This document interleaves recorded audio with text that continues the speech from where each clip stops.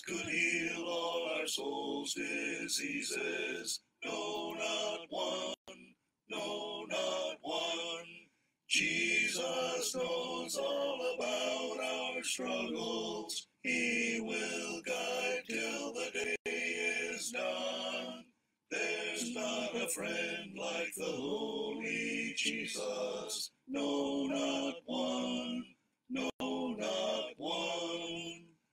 No friend like him is so high and holy. No, not one. No, not one. And yet no friend is so meek and lowly. No, not one. No, not one. Jesus knows all about our struggles. He will guide till the day is done.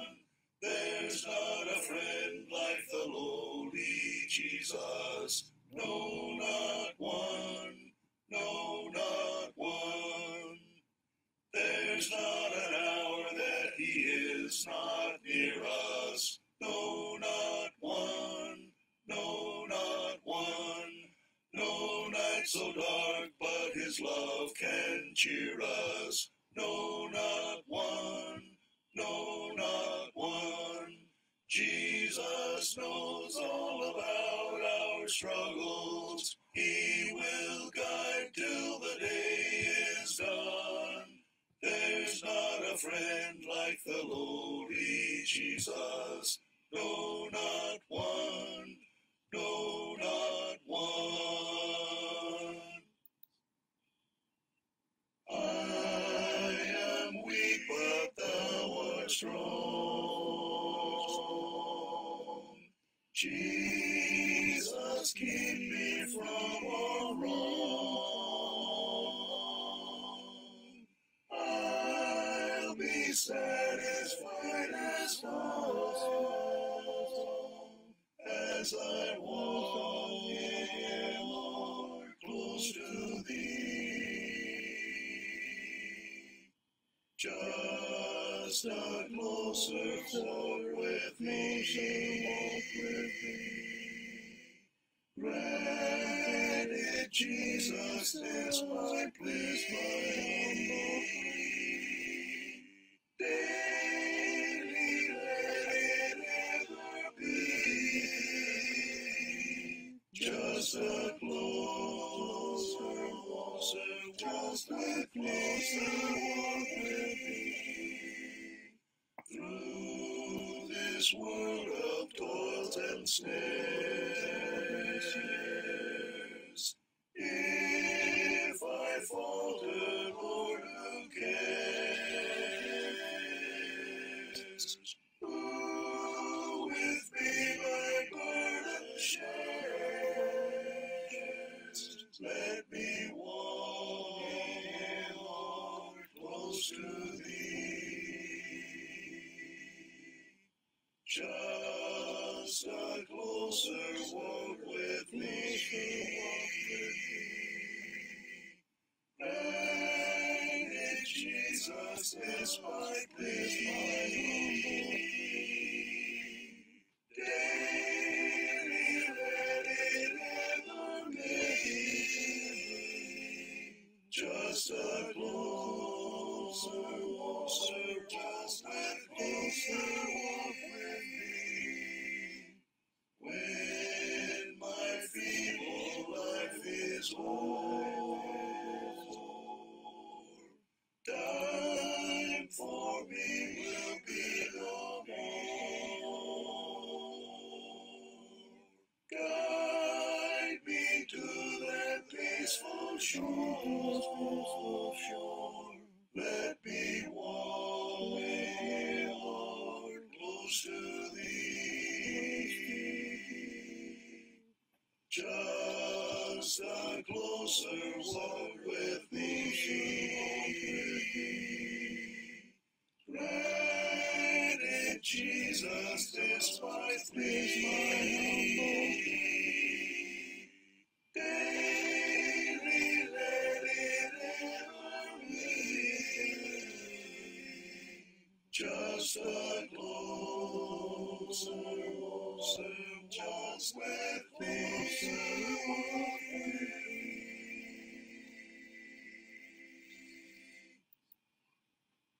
Sweet hour of prayer, sweet hour of prayer that calls me from a world of care and bids me at my Father's throne make all my wants and wishes known.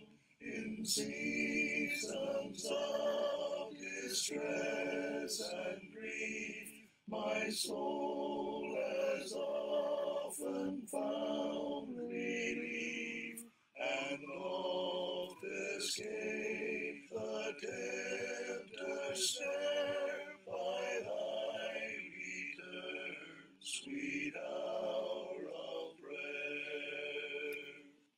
Sweet hour of prayer, sweet hour of prayer, the joy I feel, the bliss I share, of those whose anxious spirits burn with strong desires for thy return. With such I hasten to the place where God my Savior shows his face, and gladly take my station there, and wait for thee, sweet hour of prayer. Sweet hour of prayer, sweet hour of prayer, thy wings shall my petition bear to him whose truth and faithfulness engage the waiting soul to bless, and since he bids me seek his face, believe his word and trust his grace, I'll cast on him my every care, and wait for thee, sweet hour of prayer.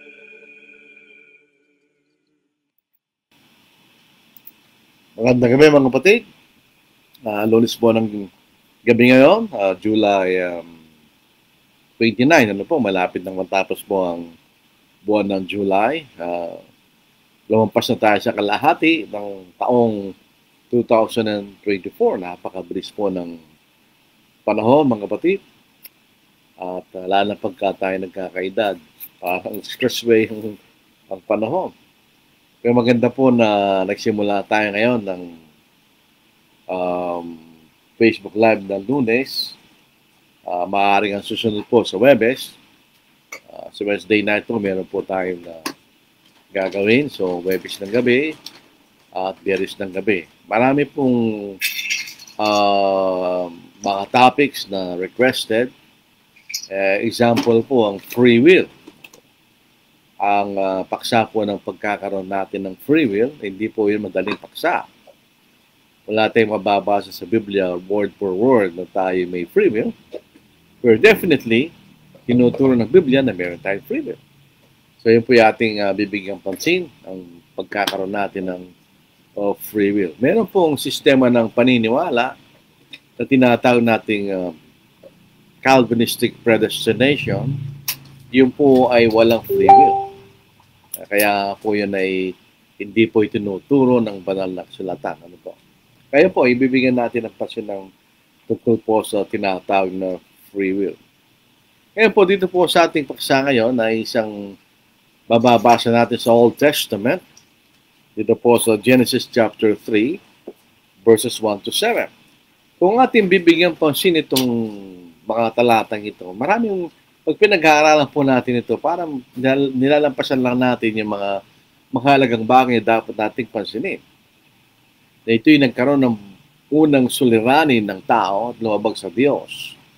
dahil po sa hindi tamang pagkaunawa sa kautusan ng Diyos. Yan po hindi pinapansin, ano po, pero pag tinignan natin mabuti, ang mga talatang ito ay makikita natin yun. So, simulan na po natin ang ating pag-aaral sa gabing ito. Lessons from the Past. Genesis chapter 3, verses 1 to 7. Yun ang ating papansinin. Basahin po natin sa English, tapos babasahin natin sa ating wika. Now the serpent was more cunning than any beast of the field. So, yung pong serpent, ito pong kausap ni Eva, hindi po ito ordinaryong ulupong. Ito isang malaking hayop. Ang sinasabi ng Biblia, beast. Ito po ay makikita sa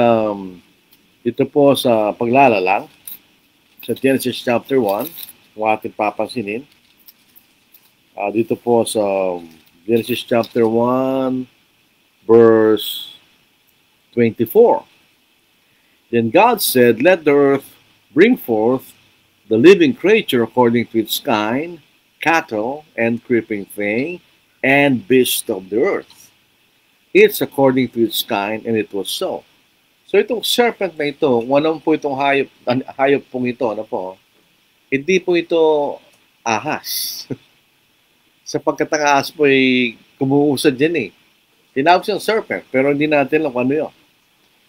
Dahil nung kaparusahan po nitong serpent nito, ay siya po ay pinarusahan umusad sa kanyang tiyan.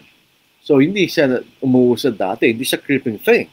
Kapasinin po natin sa Genesis chapter 1, verse 24, yung pong creeping thing, yung mga umuusad, and the beast ay magkaiba.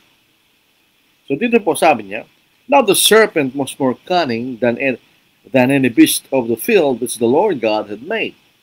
And he said to the woman, as God indeed said, you shall not eat of every tree of the garden. So ito ay panunokso ni Satanas. And the woman said to the serpent, we may eat the fruit of the trees of the garden, that's na namang totoo, but of the fruit of the tree which is in the midst of the garden, God has said, you shall not eat of it, nor shall you touch it, lest you die. Then the serpent said to the woman, you will not surely die. For God knows that in the day you eat of it, your eyes will be opened, and you will be like God, knowing good and evil. So when the woman saw the tree was good for food, and it was pleasant to the eyes, and a tree desiring to make one wise, she took of its fruit and ate. She also gave to her husband with her, and he ate. Then the eyes of both of them were opened, and they knew that they were naked, and they sewed fig leaves together and made themselves coverings. So yun po sa English. Ano po? Sa Tagalog naman. Basahin na sa ating wika, sa Tagalog, o Pilipino. Magkaiba po yan, di sila pareho. Dito po sa ating wika. Ang ahas nga higit na tusok kaysa alinman sa mga mailap na hayop sa parang nanilikha ng Panginoong Diyos. So yun po ang Tagalog, hindi sa ganong accurate. Sa English kanya, now the serpent was more cunning than any beast of the field. At sinabi niya sa babae, sinabi ba ng Diyos, huwag niyong kakainin ang mula sa alinmang punong kahoy sa halamanan? At sinabi ng babae sa ahas, makakain namin ang bunga ng mga punong kahoy sa halamanan. Subalit sinabi ng Diyos, huwag ninyong kakainin ang bunga ng punong kahoy na nasa gitna ng halamanan. Huwag din niyo itong ihipuhin, kundi kayo mamamatay. Mamaya makikita natin, may problema ito sa sagot ng babae. Pag pinag-aaralan po natin ito, parang wala siyang problema sa pagsagot niya. So, malaking pagkakaiba yung sinabi ng Diyos at yung sagot ng babae. So, ito po makikita natin dito, si Satanas ay tuso. So, nakita rito ni Satanas na may kakulangan sa pagkaunawa yung babae. Subalit sinabi ng ahas sa babae, tiyak na hindi kayo mamamatay. Sapagkat nalalaman ng Diyos na kapag kayo kumain noon ay mabubuksan ang inyong mga mata at kayo magiging kagaya ng Diyos na kilala ng mabuti at masama. Kaya't na makita ng babae ng bunga ng punong kahoy mabuting kainin, nakakalugod sa paningin na dapat nasain upang maging matalino, siya'y pumitas ng bunga nito at kinain nito at binigyan din niya ang kanyang asawa na kasama niya at siya'y kumain. Pareho nabuksan ang kanilang mga mata at nalaman nilang sila'y mga hubad. Magkasama sila nagtahi ng mga dahon ng punong igos at kanilang ginawang panakip. So yun po mababasa natin doon. Ano po? Ito makikita natin. Ano ba yung sagot ng babae? Yung sagot ng babae sa English kanya, and the woman said to the serpent, "We may eat the fruit of trees of the garden, but of the fruit of the tree which is in the midst of the garden, God has said, you shall not eat of it, nor shall you touch it, lest you die." Hindi na sinabi ng Panginoon, di ba?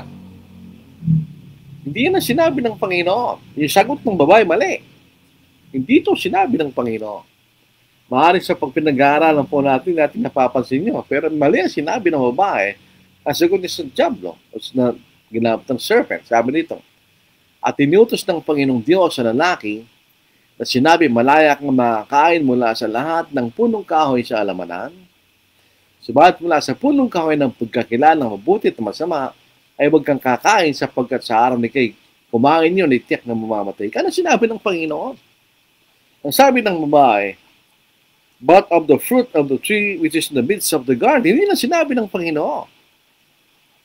At sinabi ng Panginoon yung punong kahoy ng pagkakilala ng mabuti at masama. Yun ang pinagbabawal ng Diyos. Hindi yung halaman sa gitna. So, hindi po isang bagay dapat ating pansinin. Kailangan na sa ating pag-aaral sa salita ng Diyos, kailangan tama ang ating pagkaunawa. Otherwise, ito'y gagamitin na Satanas laban sa atin.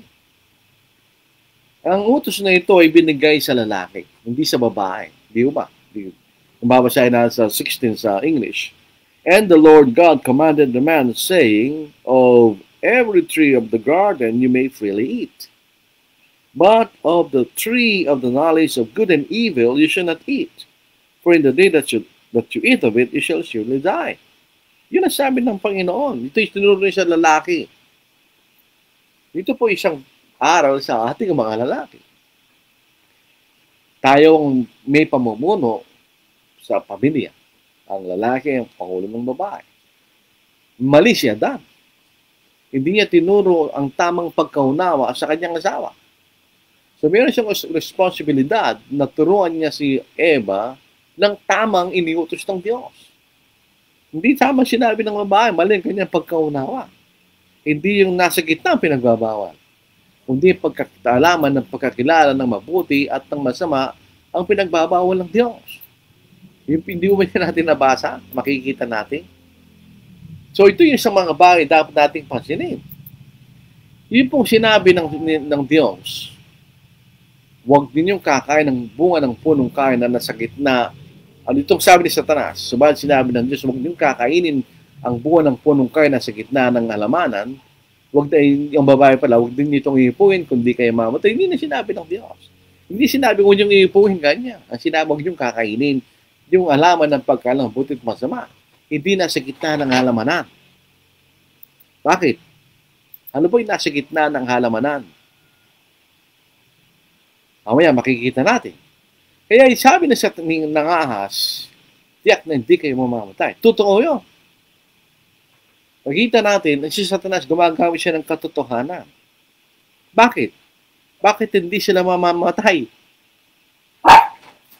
Pag kinain nila nga punong kahoy sa gitna ng halamanan, hindi talaga sila mamamatay. Hindi sila mahiwalay sa Diyos. Bakit? Sapagkat yung punong kahoy na nasa gitna ng halamanan ay hindi pinagbabawal ng Diyos. Tingnan po sa Genesis chapter 2 verse 9. At pinatubo ng Panginoong Diyos sa lupa ang lahat ng punong kahoy na nakakalugod sa paningin at mabuting kainin, gayon din ang punong kahoy ng buhay sa gitna ng halamanan. Ano yung nasa gitna ng halamanan? Hindi yung punong kahoy ng pagkalam na mabuti at masama. Ano yung nasa gitna ng halamanan? Ang punong kahoy ng buhay. So, totoo sinasabi ni Satanas. Na pag kinain nila yung sinasabi ni Eva, na punong kahoy sa gitna ng halamanan, talagang hindi sila mamamatay. So, ito po yung aral sa atin, lalo sa mga mangangaral. Kung ayaw natin na magtugumpay ang kamalian, kailangan tama ang ating pagkaunawa. at turo natin ang tamang paraan. Tingnan si Adan, makikita natin, hindi siya responsable. Hindi niya tinuro kay Eva yung tamang kautosan ng Diyos. O maaaring ito yung posibilidad, tinuro niya yung tama, hindi naintindihan ni Eva. Pero kailangan niyang maipaunawa kay Eva yung tamang kautosan. Kaya makikita natin, hindi kinausap ng ahas si Adan.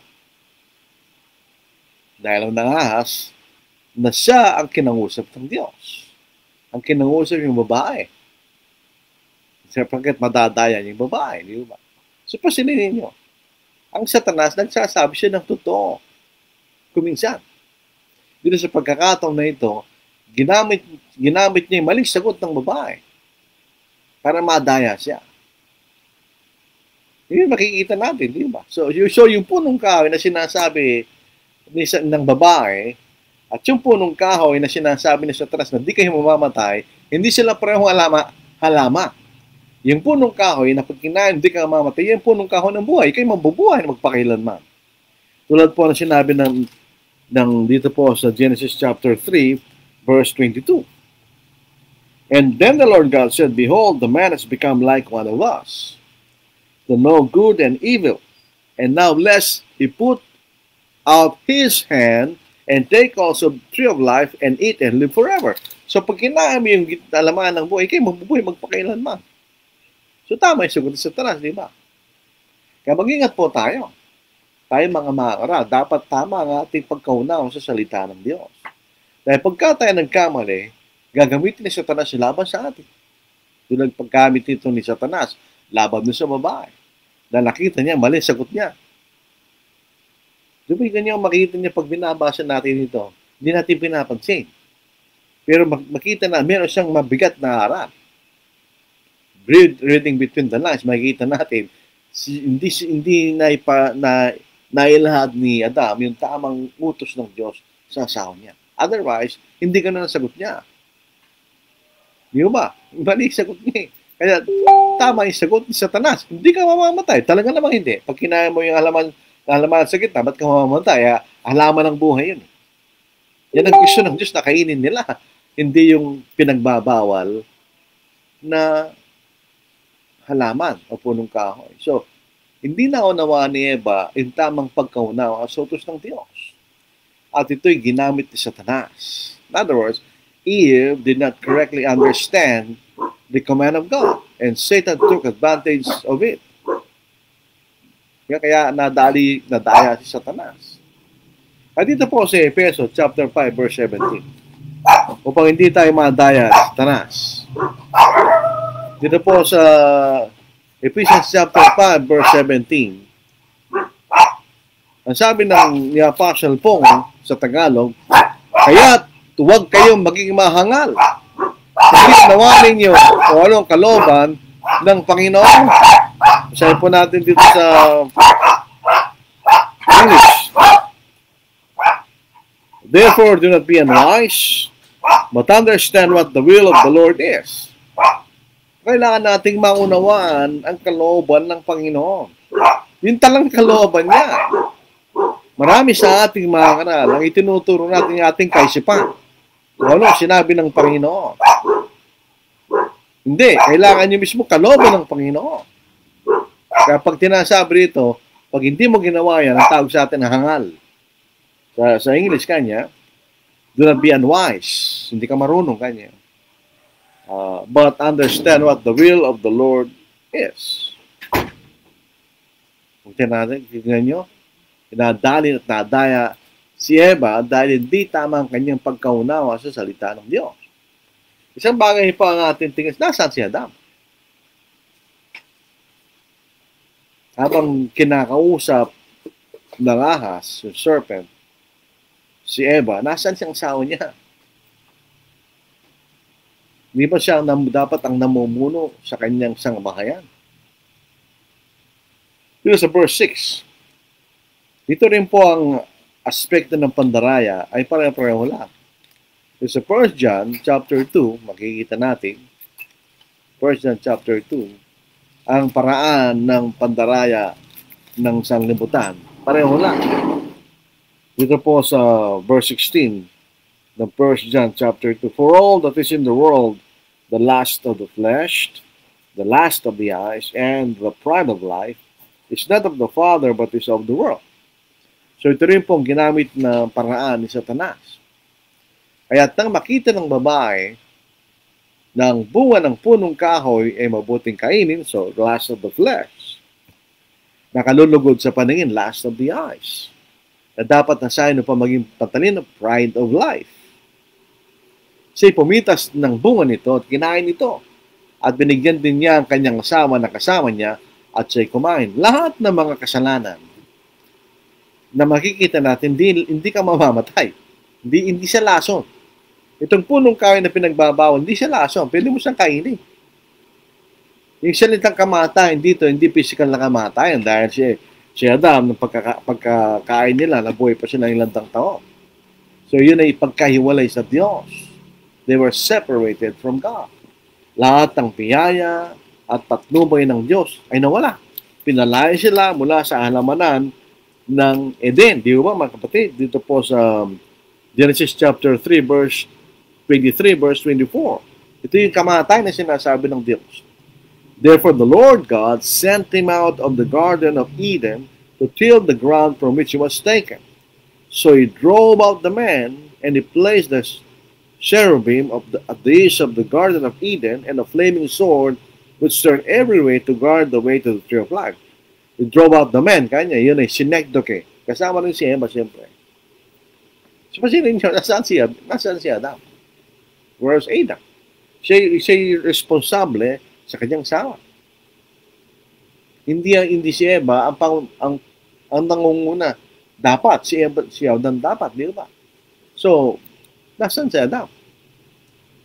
So, itong desisyon na ito na kainin yung pinagbabawal na punong kahoy, ito ay hindi desisyon ni Adam. Eve took the initiative to make a decision. At hindi niya kinausap ang asawa niya kung ito'y tama o mali. And did not consult her husband. So ito po ay isang aral din po sa mga babae na may asawa. Hindi ikaw nagdidesisyon. Ang asawang lalaki ang nagdidesisyon. Siyang ulo ng pamilya, sinasabi sa Biblia, di ba? So nasaan si Adam? Wala. Kaya nga po sa 1 Timothy chapter 2 verse 14, ito'y pinag-aawayan din. Si Adam ba'y nagkasala? Oo. Kumain din siya eh.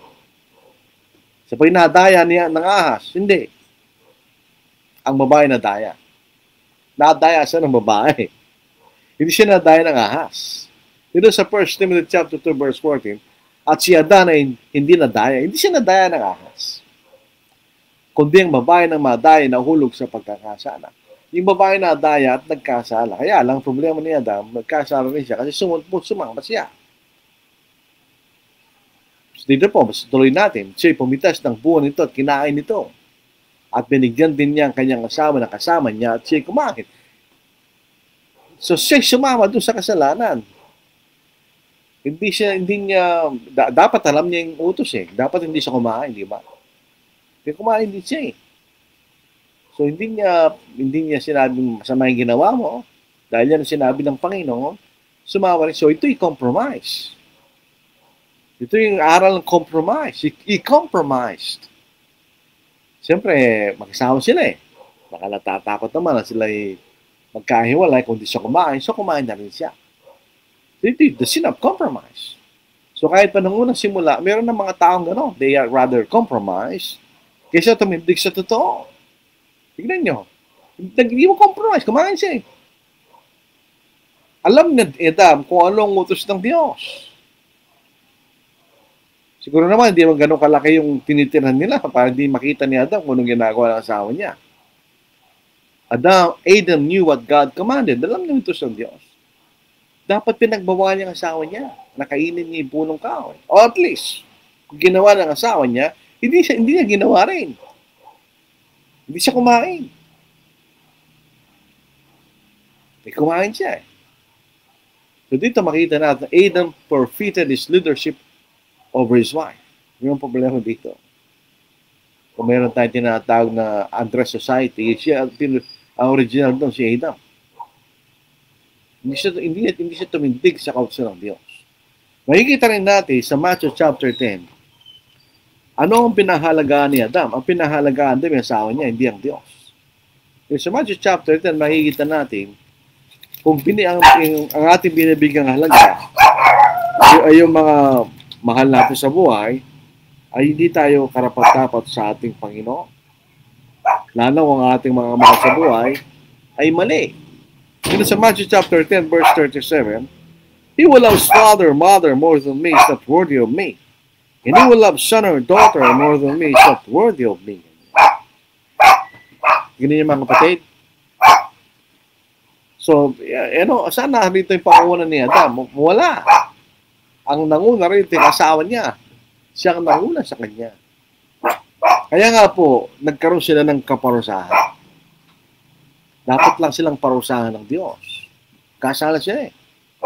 Maliban pa doon sa pinalaya sila mula sa alamanan ng Eden, pinarusahan sila ng Diyos. Sinabi niya sa babae, pararamihin ko ang paghihirap mo sa iyong paglilihi. Bahala kang may paghihirap. Ngunit ang iyong pagnanais ay para sa iyong asawa at siyang mamumuno sa iyo. Ibig sabihin, naparusahan yung babae. Meron siyang kasalanan. Ang kasalanan niya, siya'y nanguna sa kanyang asawa. Ito po ay tukso ng mga babae na may asawa. Gusto nila sila mamuno kaysa magpailalim sila sa kailang mga asawang lalaki. Tingnan po yung isang bahagi rito. Ngunit ang iyong pagnanais ay para sa iyong asawa at siyang mamumuno sa iyo. Sinasabi ng iba, ito raw po ay sexual desire. Wrong! Doon nalangin sila ng Diyos at di sila yung mag-asawa, andun na yun. Hindi sila pwede dumami na wala yung desire na yun. Hindi naman kasalanan yun eh. Inisip pa siya ng iba, hindi kasalanan nyo. Paano sila dadami kung wala yun? Ito sa Genesis chapter 1, sinasabi sa atin, sa verse 28, then God blessed them, and God said to them, be fruitful and multiply, fill the earth and subdue it, have dominion over the fish of the sea, over the birds of the air, over every living thing that moves on the earth. Ano kasalanan daw? Sabi niya, be fruitful and multiply. So, paano sila mag-multiply kung wala yung sexual desire? Di ba? Magsawa naman sila eh. Merong narinig na nabasang video. Yun daw pong kasalanan na tukso, nakahas kay Eva, si Eva at saka Eden magkaroon ng sexual relation. Magsawa sila eh. Kasama sa pag-aasawa. Hindi mga kasalanan yun. Ang makikita natin dito sa Genesis 3:16, yung dito sa English, ano po? Your desire shall be for your husband, and he shall rule over you. Merong parehong verse sa Genesis 4:7. If you do well, will not be accepted. And if you do not do well, sin lies at the door. And its desire is for you, but you shall rule over it. So ano yung desire? Katulad din po dito. Sin lies at the door, and its desire is for you. Ang kasalanan ay it will rule over you. So dito rin po sa Genesis 3:16, ang desire ng babae is to rule over her husband, pero sabi ng Diyos, and it shall rule over you. Dahil nga po pinarusahan siya dun sa kanyang ginawa. Siya'y namuno sa asawa niya, kaysa pabayaan niyang asawa niya mamuno. Dapat ganito ang ginawa niya iba. Kausap niya si Satanas, yung ahas. Dapat pinuntahan niya si Adam. Tama ba ito sinasabi itong kausap ko kanya? Sabi niya, pag kinain ko, hindi tayo mamamatay. Tama ba yun? Hindi niya ginawa, di ba? Nag-desisyon sa sarili niya. Na hindi niya kinungusap kanyang asawa. So, kaya yun po ang kaparusahan ni Eva. Ngayon, ang problema, dahil nung una, ang kagustuhan po ng Diyos, bago nila kinain yung pinagbabawal na punong kahoy, na sila ay napapailalim sa kalooban ng Diyos. So they're innocent, they're harmless, wala silang kasalanan, At lahat ng biyaya ng Diyos, patnubay na sa kanila. Lahat ng kanilang pangailangan, lahat ng problema. Pero ano ang necessary implication ng kinain nilang punong kahoy ng pagkaalam ng mabuti at masama? Dati hindi nila masama. Yun po ang pagkapareho ng mga Kristiyano sana. Yun sa Philippians chapter 2. Doon ang binabalik sa atin ng Diyos. Dito po sa Philippians chapter 2 na sinira ng kasalanan na muling ibinalik sa atin ng ating Panginoon. Ang mga Kristiyano, they're in the process na ganito. Dito po sa Philippians chapter 2, sa verse 15. That you may become blameless and harmless, children of God, without fault, in the midst of a crooked and perverse generation, among which shine as lights in the world. Yun ang sitwasyon nila noon. They were blameless, innocent, harmless. Dahil hindi sila nagkakasala. Pero nung kinain nila yun, ang implication yun, ayaw nila magpailalim sa Diyos. Gusto nilang maging katulad ng Diyos na malaman nilang mabuti tuma. So ngayon, ang para sa kanila, total gusto rin nyo kanya na kayo mabuhay sa inyo sariling kalooban, bahala kayo sa buhay nyo. So kaparusahan po sa lalaki, gano'n. Ayaw nyo kanyang magpailalim sa akin. Kanya. Ayaw nyo. Gusto nyo mamuno sa inyong sariling buhay na nalalaman nyo mabuti at masama. So verse 17 ng Genesis chapter 3, Then to Adam he said, Because you have heeded the voice of your wife, at hindi ang tinig ng Diyos, and have eaten from the tree which I commanded you, saying you shall not eat of it, cursed is the ground for her sake. In toil you shall eat of it, and all the days of your life. Both thorns and thistles it shall bring forth for you, and you shall eat the herb of the field. In the sweat of your face you shall eat bread, till you return to the ground, for out of which you were taken, for dust you are, and to dust you shall return. So ngayon, hindi na sila pakakainin ng Diyos. Kailangan na silang magtrabaho para silang mabuhay. Doon po sa Garden of Eden, they live to work. Sila po ay nabubuhay pa magtrabaho. Ang kailang trabaho ay sila po ay inaalagaan nila yung halamanan. Makikita natin. Yan ang inaalagaan niya. Pero nung sila ay naparusahan, they work to live.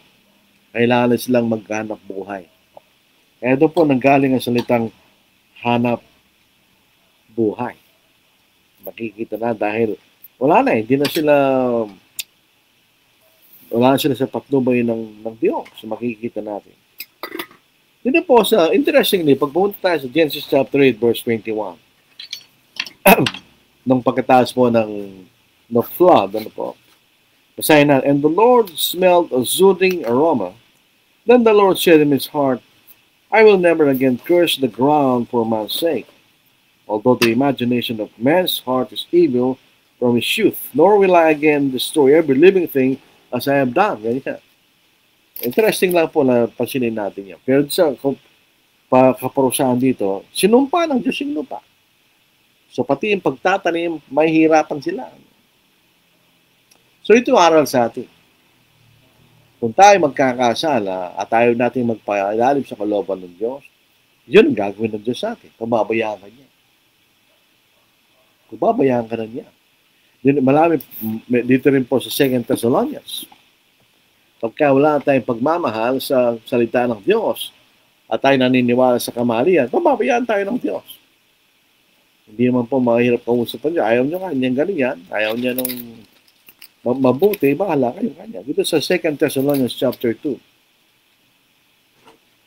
Ito makikita natin mga kapatid, ano po, na dahil sa ayaw nyo kanya na magpailalim sa Diyos at gusto niya yung mali. So mangyayari sa mga taong ganyan, sa verse 11. And for this reason, magsimula tayo sa verse 8, And the lawless one will be revealed, from whom the Lord will consume with the breath of his mouth and destroy with the brightness of his coming. The coming of the lawless one is according to the working of Satan, with all power, signs, and lying wonders, and with all unrighteous deception among those who perish, because they did not receive the love of the truth that they might be saved.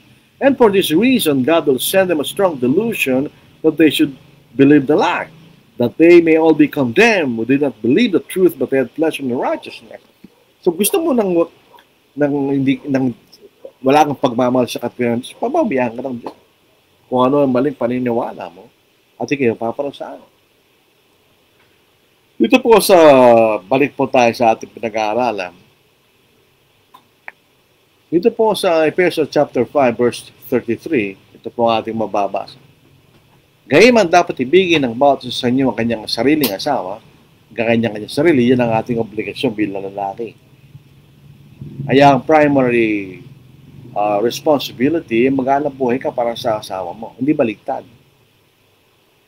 Pagka ang lalaki hindi nagtatrabaho at umaasa sa kanyang asawa, kasalanan nyo na. Mabuti pa kung tutulong sa iyong asawang babae na may trabaho, okay lang yun. Pero pag ikaw hindi nagtatrabaho, nasa bahay ka, wala kang ginagawa, at nagtatrabaho ang asawa, kasalanan nyo. Yun ang primary responsibility mo bilang isang lalaki kung may asawa. Pero sa kabilang banda, sabi rito naman, hindi po responsibility ng babae na buhayin niyang asawa niya. Ang sabi rito ni Apostle Paul, at igalang ng babae ang kanyang asawa. Yun ang sabi niya. Ano yung fear? Ang fear po yung phobeo.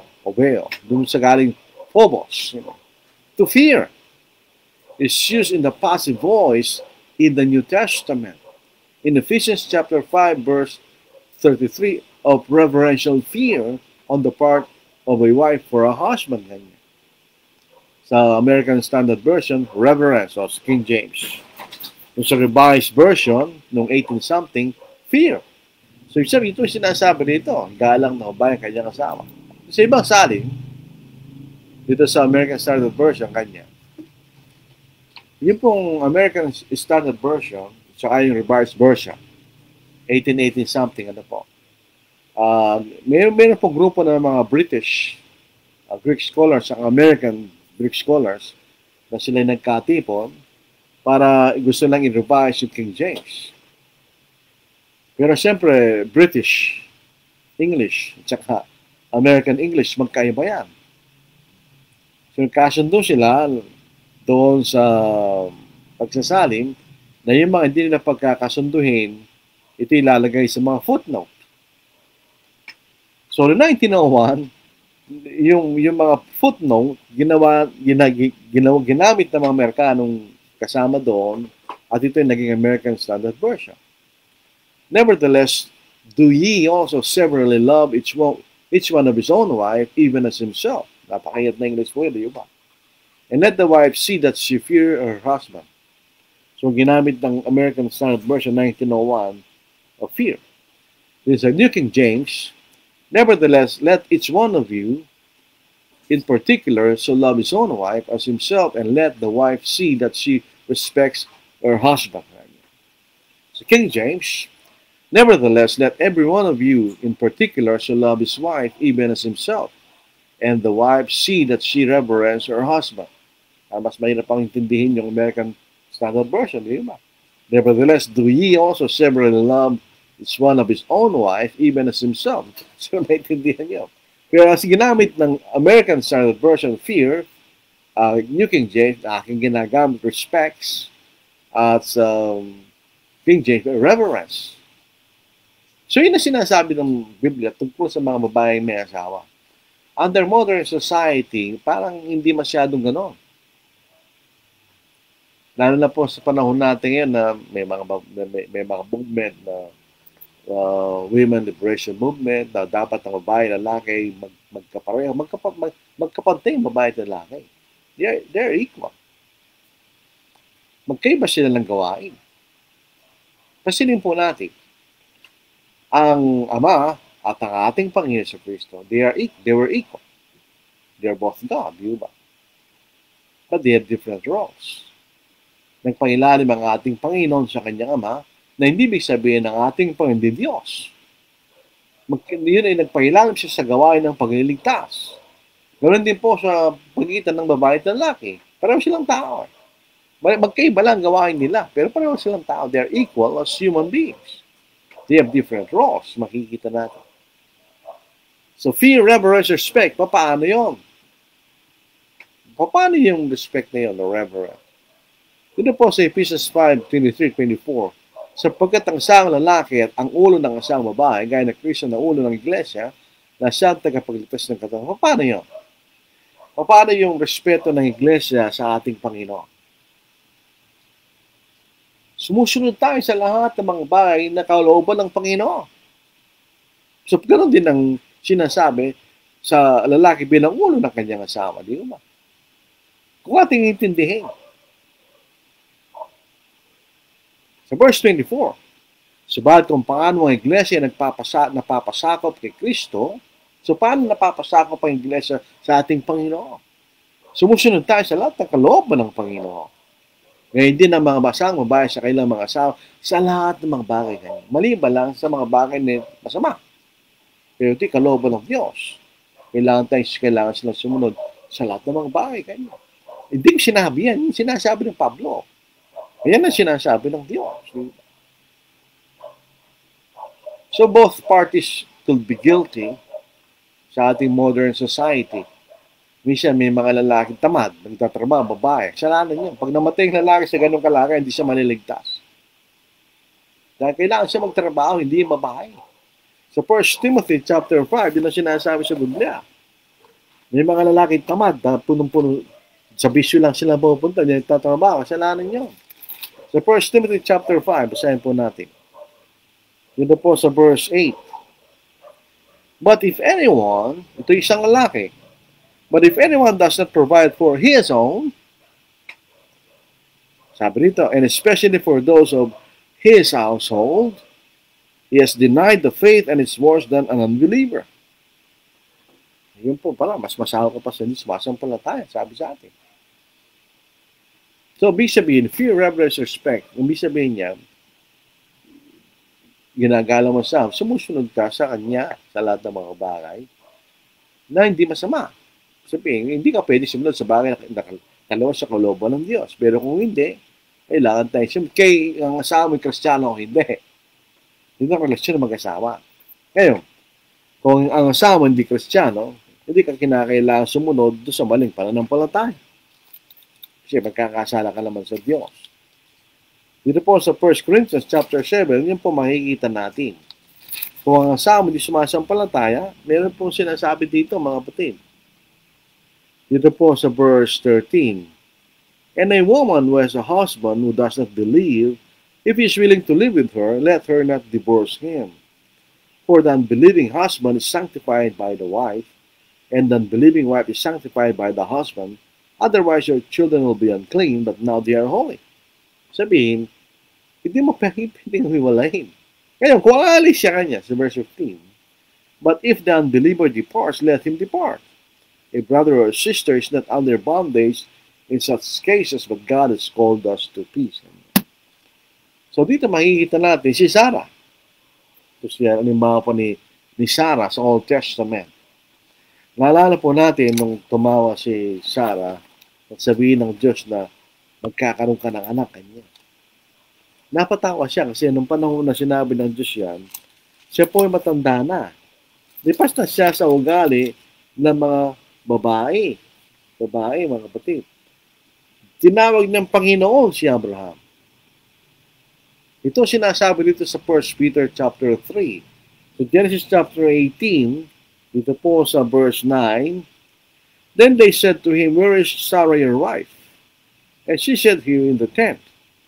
Dito rin po natin, tigipasinin po yun. Sabi niya, and they said to him. Ito yung mga tatlong lalaking nagpakita sa kay Abraham. That time, ang pangalan Abraham pa lang yata. Pero pagkatapos ng susunod na lata, and he said to him, I will certainly return to you according to the time of your life, and behold, Sarah your wife shall have a son. Sarah was listening in the tent door which was behind him. Now Abraham and Sarah were old, well advanced in age, and Sarah has passed the age of childbearing.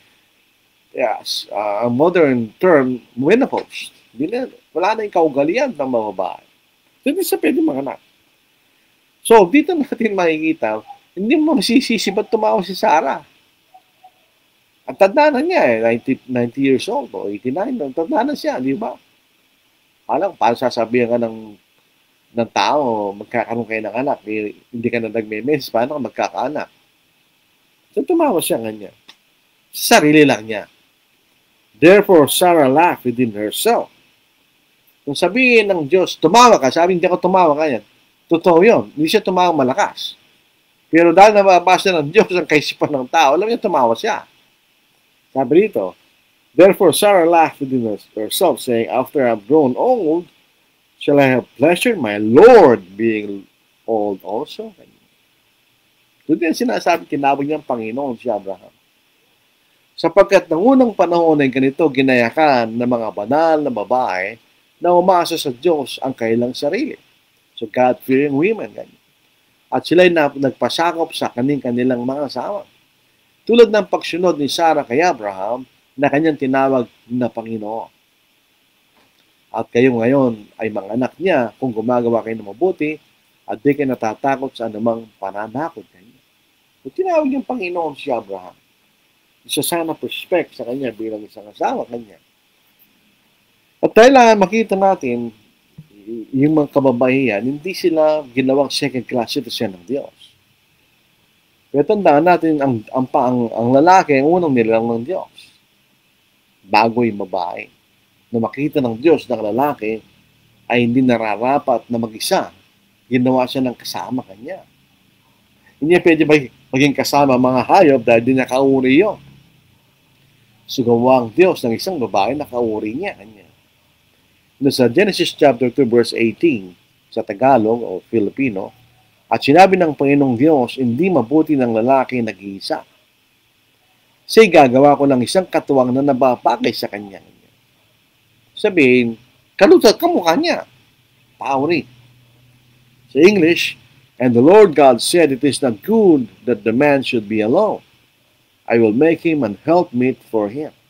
By nature, sa obserbasyon ng mga salyate sa lipunan ng Pilipino, doon po sa aming lugar, no, ako'y kinalakihan ko, namin.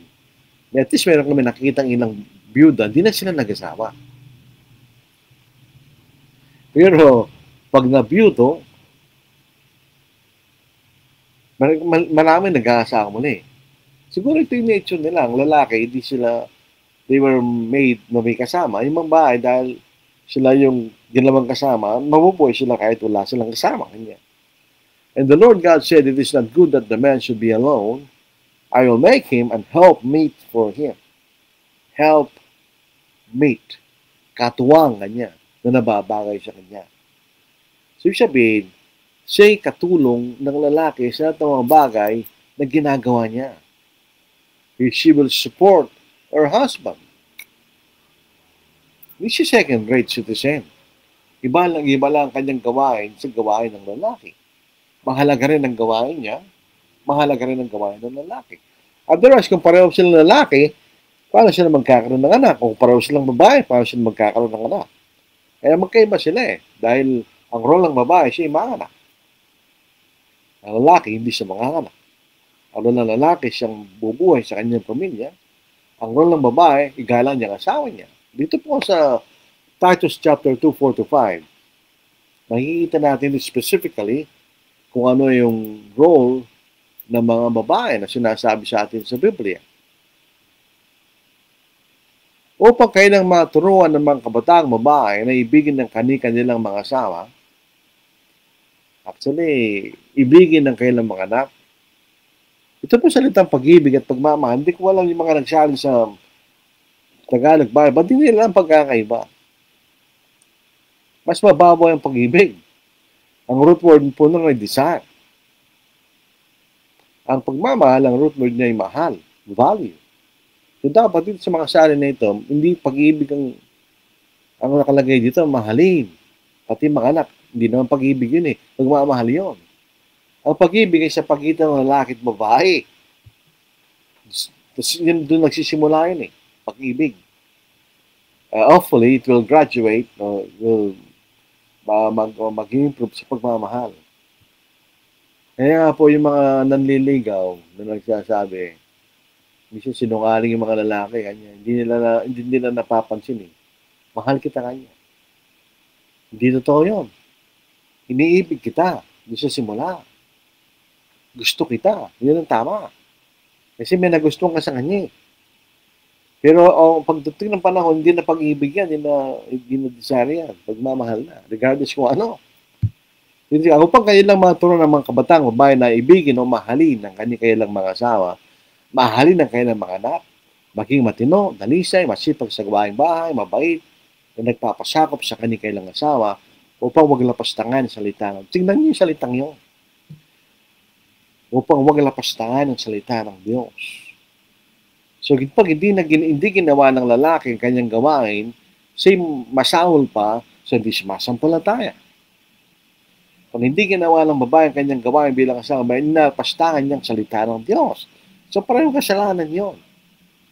So, ibig sabihin, gawin ng lalaki ang kanyang gawain, gagawin ng babae ang kanyang gawain, so pareho silang maliligtas. Hindi ginawa ni Eva yun. Siya'y nanguna sa kanyang asawa. Hindi niya kinonsulta si Adam kung anong gagawin niya. So, tingnan niyo, malalim yung pangyayari yun sa Genesis chapter 3, 1-7. Yan ang naging dahilan. Bakit tayo naging ganito? Nang pinalayas ang ating mga magulang mula sa halaman ng Eden, nagkaroon sila ng kamatayang pisikal.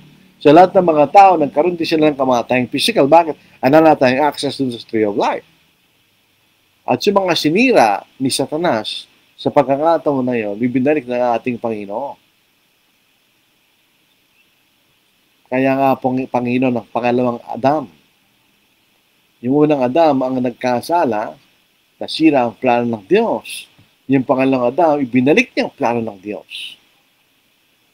Kaya makikita niyo sa Ephesians chapter 2, tayo nila lang muli. Basahin natin. Sa Ephesians chapter 2. Di ba yun ang mababasa natin? Ito, makikita na, basahin natin. Ephesians chapter 2. Dito po sa verse 10. For we are His workmanship. Tayo po ay ginawa ng Diyos. Created in Christ Jesus for good works, which God prepared beforehand that we should walk in them. Yung salitang good works, hindi yung mabuting gawang inisip natin. Yung good works, yan ang kalooban ng Diyos. We are created in Jesus to obey the will of God. Yan ang good works. Hindi yung kasama yung pagtulong. Pag nakita natin kasi kumisan, good works, pagtulong, hindi lang yan ang ibig sabihin, no? Ano mang mabuti, ano mang tama, yan ang ibig sabihin, no? Ang pagsunod sa kalooban ng Diyos. So, balik po tayo sa Genesis chapter 3. Ganun na nangyari doon. Maling pagkaunawa sa kalooban ng Diyos. Maling responsibilidad ng lalaki. Maling responsibilidad ng babae. Anong resulta? Disaster. Ang nangyari kay Adam at kay Eva. Pinalaya sila mula sa halamanan ng Eden. Kaya tayo po kung natin maligtas, huwag tayong gumahe doon. Yung mga kalalakihan na may asawa, sila yung nangunguna sa kailang pamilya na ilagay ang kailang mga pamilya sa salita ng Diyos. Ituro sa tamang paraan. At ang mga babae, sila magpasakop at magpailalim sa kalooban ng kailang mga asawa ayon sa kalooban ng Diyos. Hindi ka pwedeng sumunod sa mali, siyempre, kasalanan nyo. Pag hindi ito kasalanan, ito yung natural na gawain ng mag-asawa, kailangan sumunod. Yun ang sinasabi sa atin ng banal na kasulatan. So, yun ang lesson ng Genesis chapter 3 na yun. Nadaya ang babae. Ano ang naging implikasyon nun? Ang implikasyon nun, hindi lang sa dalawang taong ito, pati doon sa kailang naging mga descendants. Nadali sila. Wala silang access sa tree of life. So, nagkaroon sila ng kamatayan. Kailangan sila magtrabaho para mabuhay. Hanggang ngayon, ganun pa rin. Yung kababaihan, hirapan sila mga anak. Hanggang ngayon, ganun pa rin. Sino yung serpent? So, isip natin yun ay ahas na umuusad sa kanyang tiyan. Hindi ganun. Kasi kung umuusad na yun, tapos kung ang parusa ay umusad siya. Anong parusa yon? Ang parusa ay isang bagay na hindi mo gusto. So, hindi siya umuusad. Siya ay beast. Siya isang malaking hayop. Baka ito yung dragon, etc. Hindi natin alam. Kasi yung dragon kasi, mayroong kultura ng dragon sa Europe at sa China. Sa may Asian version, mayroong European version. So, siguro totoo ang hayop ito. Di ba? Pero hindi na natin nakikita ngayon. Maaaring gano'n, hindi ko alam. Pero kung pupunta ka sa China, mayroon silang dragon. May dragon dance nga eh. Pupunta ka sa European, mayroon silang dragon din na bumubuga ng apoy. So, yun ba yung serpent? Hindi natin alam. Pero hindi siya ahas. Na ordinary ahas. Hindi siya gano'n. Siya beast, sabi niya. So, iba siya sa umuusad na hayop. Magkaiba yun eh. Hindi sila pareho. Anyway, regardless, makikita natin, ito yung dapat nating tandaan. Pag binabasa natin yan, parang wala lang. Pero maraming implikasyon yung mga talatang yan. Tulad ng ating tinalakay sa ating pag-aaral sa gabi ito. Makita nyo, iba yung sinabi ni Eva sa utos ng Diyos. Katulad ng mga denominasyon ngayon. Sabi ng Panginoon, ang sumasampalatay at mga bautismo ay maliligtas. Anong sabi ng denominasyon? Ang sumasampalatay, ligtas na pagkatapos mabautismuhan. Magkapareho ba yun? Hindi. Magkaiba. Ganon din ang sinabi ni Eva kay Satanas. Iba sa sinabi ng Diyos. So mag-ingat po tayo sa ating pag-aaral sa salita ng Diyos. Kailangan pag-aaralan natin mabuti, pagsikapan natin. Parang maituro po natin ay katotohanan. Hindi yung ating opinion. Hindi yung ating sariling pagkalooban o sariling pagkaunawa. Hindi. Dapat ang ating itinuturo ay kalooban ng Diyos. Nakita rin po natin ang unang nag-compromise. Si Adam. He compromised. Ano nangyari? Disaster. Pagka tayo pa yung mga mangaral at nagko-compromise na, ano resulta? Disaster. Hindi maliligtas ang ating mga tinuturuan. If we are teaching them to compromise, kaysa tumindig sa totoo. Kung tumindig si Adam, may konsekwensyon. Mapaparusa niya ang asawa niya. Siyempre, palalayasin doon siya ang asawa niya. At matitira sa mag-isa. Pero nag-compromise siya, di ba? Ito po ating pag-aaral sa gabing ito. Sana po meron tayong natutunan kahit papano sa ating pag-aaral po sa gabing ito. Dito po sa ating mga pagsisikapan nating pag-aralan free will. Napakaraming relihiyon. Hindi sila naniniwala na ang tao ay may free will sa kailang doktrina, pero practically, ginagawa nila yun. Yun ang problema doon. Doon sa Calvinism, walang free will ng tao, nagawa ng mabuti. Pero tignan niyo yung mga tao, ginagawa nila, gusto nilang gawin. Meron silang free will, di ba? So, yung predestination, lumalabag siya sa natural na kalakaran ng tao. May free will ng tao. Meron nga, kahit hindi ka Kristiyano, sabihin mo hindi ka Kristiyano, meron kang kalayaan pumili kung sino mapapakasama. May kalayaan kang pumili kung anong kakainin mo. Meron kang kalayaan pumili kung anong kurso gusto mo, di ba? So, bakit nasasabihin walang kalayaan ng tao na pumili sa sarili niya? So, yun po ang ating bibigyang paglilingkod sa susunod na pagkakataon bibigay sa atin ng Diyos. So, Gina Len, good evening. Earl Gabriel Foss, good evening. Roy Bebs Capili, blessed evening po sa lahat. Jen Bautista, good evening. Ito po ay si Brother Jim po ay talagang yan ay kabang-gagawa sa trabaho ng Diyos. Ito rin po si Brother Litoraliza, na ibang Arabi kada kaya kaabsab. Taga ko sa pagkilala ito. Nagsisimula kami noon. Ray Lagas Kalibatike, good evening kakabsat. Ito po ay galing sa Mabalacat, bumalik sa Baguio. Samuel Graneta, good evening brethren. Jun Layusa, good evening po from from Bicol, Mercedes.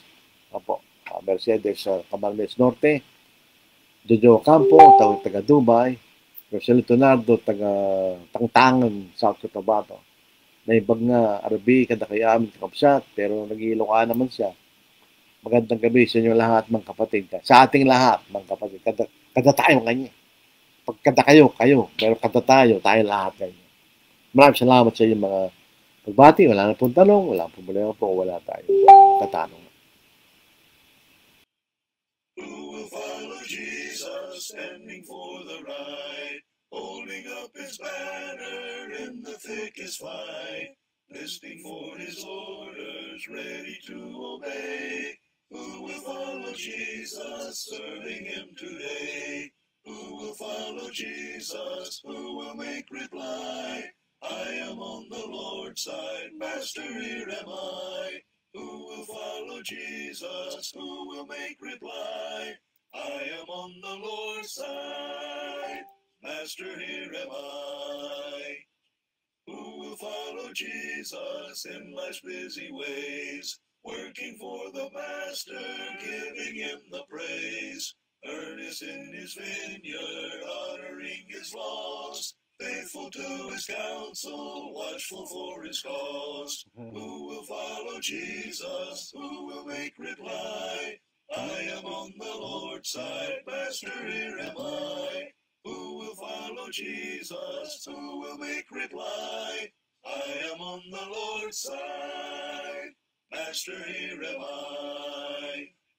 Who will follow Jesus when the tempter charms, fleeing then for safety to the Savior's arms, trusting in his mercy, trusting in his power, seeking fresh renewals of his grace each hour? Who will follow Jesus? Who will make reply?